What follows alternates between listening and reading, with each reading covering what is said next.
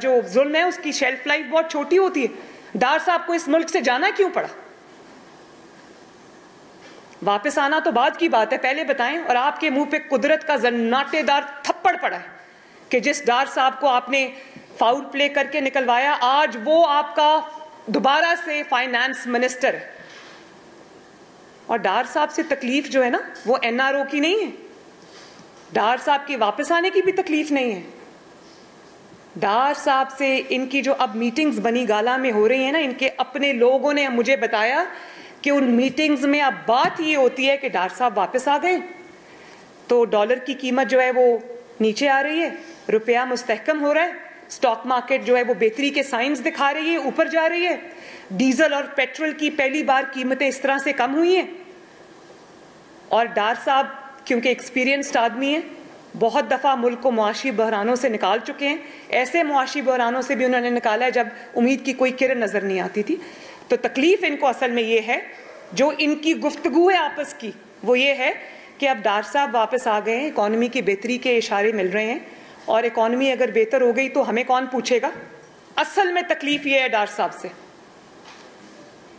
تو پہلے تو اس بات کا جواب دو نا کہ تم نے اپنے سیاسی مخالفین پر جھوٹے مقدمے بنائے کیوں؟ اور آج اللہ تعالیٰ کا فضل ہے، میں نے پہلے بھی یہ کہا تھا کہ جھوٹ کو ایک نہ ایک دن مٹنا ہوتا ہے، باطل کو مٹنا ہوتا ہے، حق کو آنا ہوتا ہے. آج جب تمہارا بھیانک چہرہ نظر آ رہا ہے، کبھی تم بشیر میمن صاحب کو پرائم منسٹر ہاؤس میں بلا کر کہو مریم کو گرفتار کرو، شہباز شریف کو گرفتار کرو، اور وہ کہے بھائی میں کیوں کروں، کوئی کیس ہو تو کروں نا، مجھے نہیں پتا، تم جیسے مرضی کرو. اور اس کے بعد کبھی آپ جسٹس جاوید اقبال صاحب کو بلیک میل کر کے کہیں. اب وہ بیچاری طیبہ گل جو ہے وہ اپنی ویڈیو لے کر ایک وقت کے پرائم منسٹر کے پاس گئی اور اس نے کہا کہ آپ کا جو نیب کا چیئرمین ہے وہ مجھے بلیک میل کر رہا ہے، تو اس کو بھی 1 مہینہ حبس بے جا میں رکھ لیا. اس سے وہ ویڈیو لے لی کہ ہاں میں ایکشن لیتا ہوں، اور بعد میں پتہ چلا کہ وہ ویڈیو دکھا کر وہ جاوید اقبال صاحب کو بلیک میل کرتے رہے. یہ تو اس کے احتساب کی اصل حقیقت ہے. شرم نہیں آتی اس انسان کو کہ آج بھی معافی مانگنے کی بجائے این آر او کی رٹ لگا کے بیٹھا ہے. میں بتاتی ہوں تمہیں این آر او کیا ہوتا ہے. این آر او پتہ ہے کیا ہوتا ہے؟ این آر او ہوتا ہے جب تم نے اپنے گھر کی بنی گالا، جس کا نام منی گالا ہے، اس کی ریگولرائزیشن کے لیے تم نے جعلی ڈاکیومنٹس جمع کرائے، اور اس پر بھی تمہارے ثاقب اور نثار نے تمہیں صادق اور امین کا سرٹیفکیٹ دیا. وہ صداقت اور امانت کی داستانیں پھر پوری دنیا نے سنی. این آر او اس کو کہتے ہیں کہ جب جس دن تمہیں پنجاب گورنمنٹ ملی، تم نے اسی دن فرا گوگی کے کیس ختم کرا دیے، بلکہ جو پنجاب میں بیوروکریسی کے تبادلے کیے وہ کیے ہی اس لیے کیونکہ تم فرا گوگی کے کیسز پہ پردہ ڈالنا چاہتے تھے. اس کی وجہ یہ تھی کہ فرا گوگی نے جو بھی کمایا تھا اس کی فرنٹ وومن وہ پیرنی پنکی تھی اور تم تھے. اس کے سب فٹ پرنٹ جو ہیں وہ جاتے تھے بنی گالا کی طرف. اور جس نے کہا کہ تمہاری نیپیاں اسٹیبلشمنٹ چینج کرتی ہے اور وہ پنجاب کا سب سے بڑا ڈاکو ہے، اس کو تم نے چیف منسٹر پنجاب بنا دیا. اس کے بیٹے کو بھی کل لاہور ہائی کورٹ سے ریلیف ملا، جس کورٹ کے پاس اتنے بڑے بڑے ایف آئی آئی کے پاس ثبوت ہے اس کی منی لانڈرنگ کے، اس کے حق میں کل فیصلہ آتا ہے. اس کو کہتے ہیں این آر او.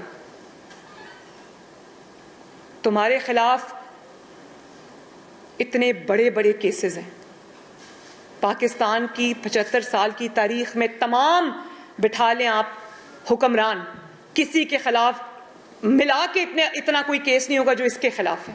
فورن فنڈنگ میں مجرم یہ ثابت ہوا، توشہ خانہ میں مجرم یہ ثابت ہوا،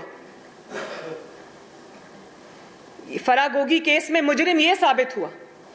اور آپ یہ دیکھیں این آر او فرا گوگی کو کیسے ملا.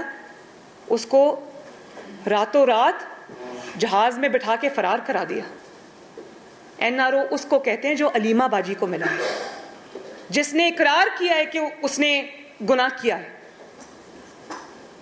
لیکن اس کو کسی نے ہاتھ نہیں لگایا. این آر او اس کو کہتے ہیں.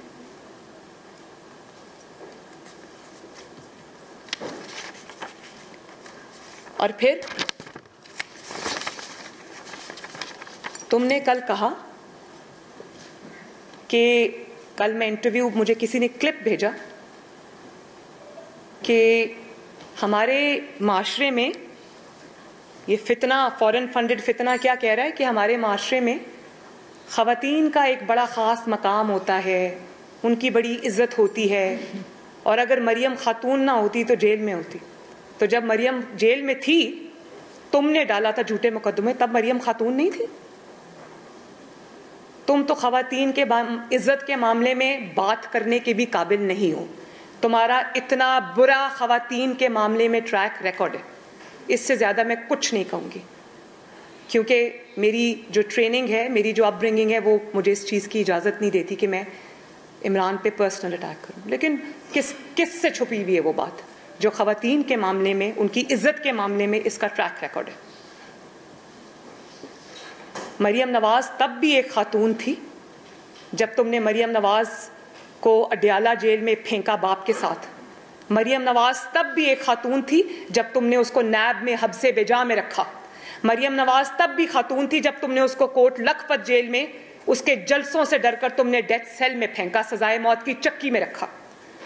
مریم نواز تب بھی خاتون تھی جب اس کو تم نے 6 سال تم نے عدالتوں میں دھکے کھانے پر مجبور کیا.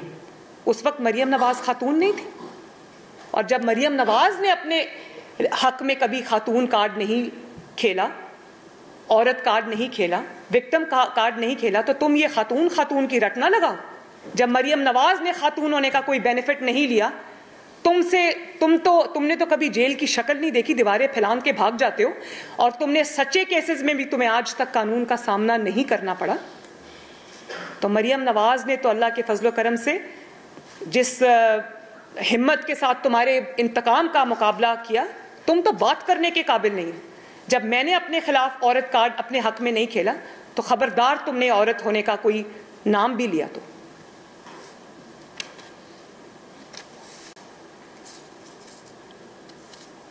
اور پھر جب تم نے مجھے میرے باپ کے سامنے گرفتار کیا, خواتین کے ساتھ اس طرح کرتے. اس وقت میں خاتون نہیں تھی, یا خاتون صرف وہی ہے جو بری گالا میں چھپ کے بیٹھی ہوئی ہے؟ وہ ہیروں کی انگوٹھیاں لے کر بھی آج, ہیروں کے سیٹ لے کر بھی آج اپنے گھر کے کمفرٹ میں. میں تو 6 سال سے سڑکوں پہ ہوں. لیکن قدرت کا اپنا ٹائمنگ بھی ہوتی ہے, قدرت کا اپنا طریقہ ہوتا ہے سچائی کو سامنے لانے کا. اور جس طرح انسان آزمائش سے گزر کر جب سرخرو ہوتا ہے, اس بات کا مزہ ہی اور ہے. میں تو قدرت کی, اللہ تعالیٰ کی شکر گزار بھی ہوں اور حیران بھی ہوں. مجھے کوئی افسوس نہیں. میں آج بھی وکٹم کارڈ نہیں کھیلتی. جو میری ٹریننگ میرے مخالفین نے پچھلے 6 سال میں کرائی ہے, میں خود بھی, میرا پوری فیملی پارٹی مل کے میری یہ ٹریننگ کراتی تو کبھی نہیں ہو سکتی تھی. جو اللہ تعالیٰ نے مجھے ہمت دی, جو برائی کے خلاف, ظلم کے خلاف, انتقام کے خلاف, جال سازی کے خلاف کھڑے ہونے کا اللہ تعالیٰ نے مجھے حوصلہ دیا, میں اللہ تعالیٰ کی شکر گزار ہوں. اور آج میں ایک فرق مریم نواز ہوں. تو اس کا شکریہ مخالفین کا بھی بنتا ہے, اس فتنہ خان کا بھی بنتا ہے. تمہاری طرح بنی گالا میں چھپ کے یا گرفتاری کے خوف سے حفاظتی ضمانتیں نہیں کراتی پھرتی تھی. میں تب بھی میں خاتون تھی. جب مجھے نیب نے بلایا تو میں نے نیب کی, پرویز رشید صاحب اور مریم میرے ساتھ تھے, میں نے نیب کے پتھر بھی کھائے, میری بلٹ پروف گاڑی پہ فائرنگ ہوئی, اس کی اسکرین ٹوٹ گئی.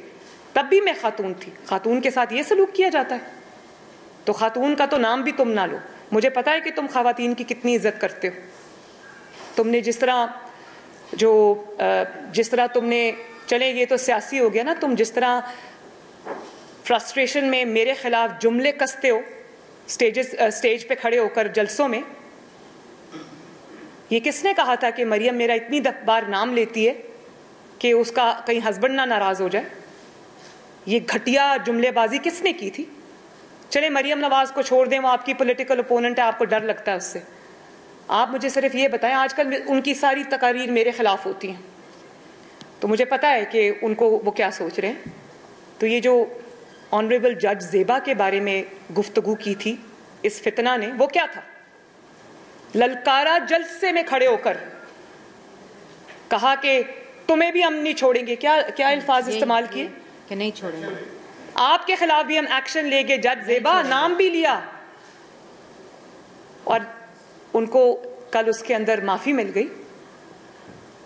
تو بات یہ ہے کہ اطہر من اللہ صاحب کی میں بہت عزت کرتی ہوں, احترام کرتی ہوں ایز اے جج بھی. تو انہوں نے معافی دے دی, بڑے دل کا مظاہرہ کیا, درگزر کا مظاہرہ کیا. لیکن میں عدلیہ سے بڑے ادب سے یہ کہنا چاہتی ہوں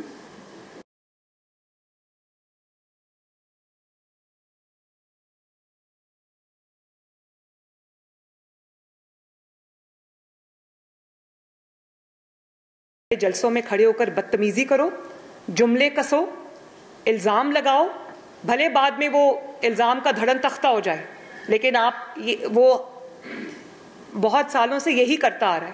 اور جب قانون کے شکنجے میں گردن پھنستی ہوئی نظر آئے تو جا کے معافی مانگ لو. اور آپ کیا خیال ہے کہ جب وہ جج زیبا سے معافی مانگنے گئے تھے تو وہ اس لیے معافی مانگنے گئے تھے کہ ان کو لگا تھا ان سے غلطی ہوئی ہے؟ ان کا ٹریک ریکارڈ اٹھا کے چیک کر لیں. وہ جج زیبا صاحبہ سے معافی مانگنے اس لیے گئے تھے کہ ان کو پتا تھا کہ اگر میں نے یہ معافی نہیں مانگی تو میں ڈسکوالیفائی ہو جاؤں گا, میں توہین عدالت میں ڈسکوالیفائی ہو جاؤں گا. تو یہ معافی انہوں نے اپنی جان بچانے کے لیے مانگی. اور جج زیبا صاحبہ کی جو توہین ہوئی ہے اس کی کبھی معافی دینے سے پہلے جج زیبا صاحبہ سے پوچھا کہ اس کو معافی ملنی چاہیے یا نہیں ملنی چاہیے؟ کیا آپ کو اندازہ ہے کہ ایسے شخص کو جب معافی ملتی ہے تو آپ کس چیز کو فروغ دے رہے ہیں پاکستان میں؟